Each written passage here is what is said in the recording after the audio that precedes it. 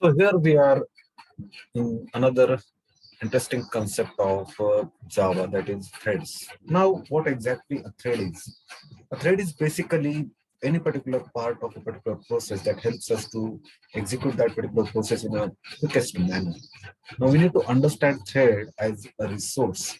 A thread is a kind of resource that helps us execute in different kinds of program that executes in operating system. So basically, Java works with these threads as well. So we are trying to execute certain things that are related with thread, basically how to create basic threads and related things. But before that, we need to know that what exactly threads are and how we can create them in our Java program. So obviously, we need to extend a thread java.lang.thread class in our program that we are executing. And obviously, there are two ways by creating a subclass and by implementing a runnable interface. We can implement threads. Okay, so there are these two ways. So let us try to understand how by creating a subclass we can understand the thread and what exactly the methods that are there in the thread, like start, run,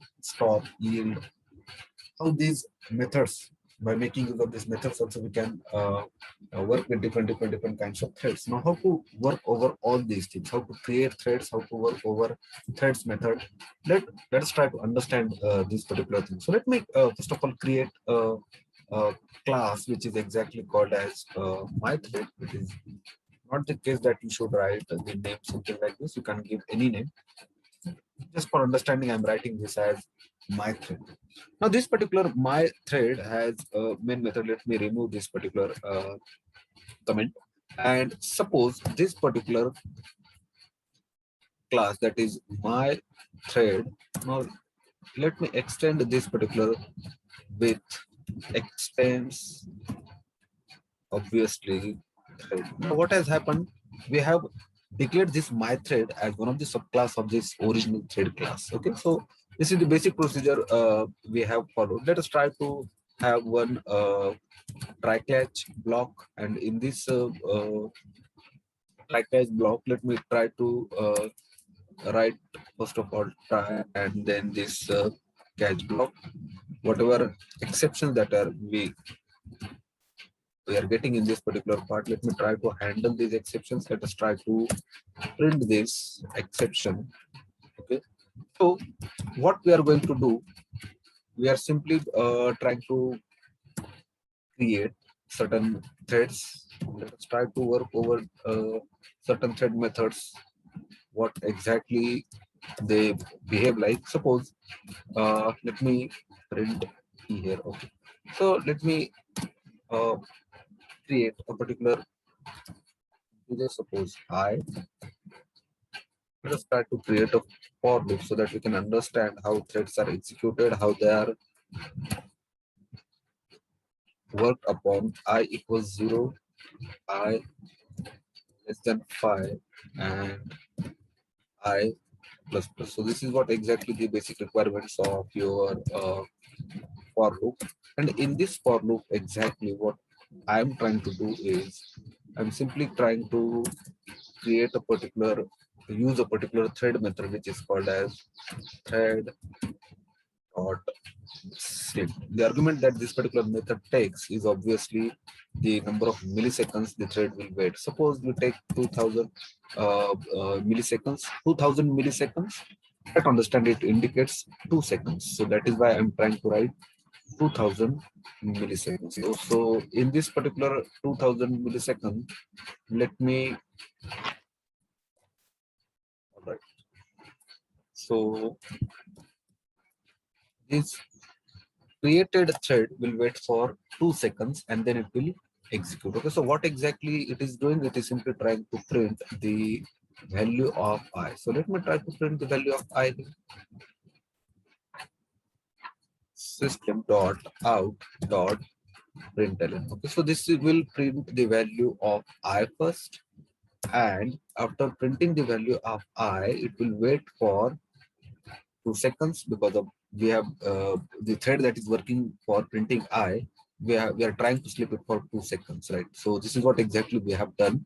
So if this particular thread method is working, that is sleep, and it is trying to wait our printing of I for 2 seconds every time. That means the thread is actually working. That means we are actually dealing with threads. So let us try to understand, or let us try to execute this part, and let us try to understand whether it is actually executing or not.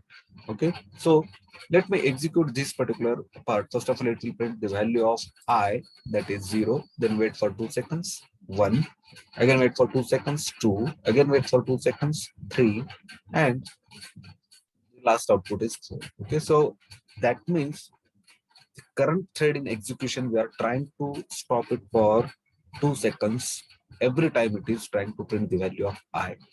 That means we are right now we are working on thread, and we are making that particular thread wait for 2 seconds. So successfully we have understood this particular thread execution and how to use thread method. So let us try to take another thread method. Say for example, I take a new class and I give the name to this particular class as my thread one. You can give any name. Let me write my thread one. Okay. So this is exactly okay. So this is class already. This is exactly my thread one. You can give any name. Now in this particular, suppose I try to take thread method. You know that there are thread methods like start, run, and stop. Let us try to take a thread method that executes the thread, which is called as a run method. Let me try to write it public void. This is a basic thread method. In this thread method, say for example, I'm trying to print like system.out.println, and in this I'm trying to print thread executed. So this is exactly the run method. We know that to access this run method, or to utilize this particular run method, obviously we need to start this particular thread. It has to get start from main method only. For that particular reason, I need to create the what we can say, extend this with original thread class. So we need to create the object of this particular my thread one. Let's try to create it. My thread one. Suppose I write the name as M1. You can give any thread name. Okay, object name my it equals new my thread one. So this is a typical way to create the object of this particular kind. Okay, the T is capital here. So it has created a thread, that is object that is called as M1. Let me try to start this particular thread. Okay, M1 dot start. So this is how we are starting the thread, and whenever it gets start, it will invoke the run method, and this particular run method will print thread executed. So let us try to save this work. Let us try to see whether these thread methods are actually working or not. If I execute this in the console, it is printing thread executed. That means exactly we are able to fetch a thread by making use of thread methods as well. So there are again different thread methods as well. In the subsequent sessions, we'll deal with all of them. Okay, so stay tuned with my channel for more further exciting videos. Till then, bye bye.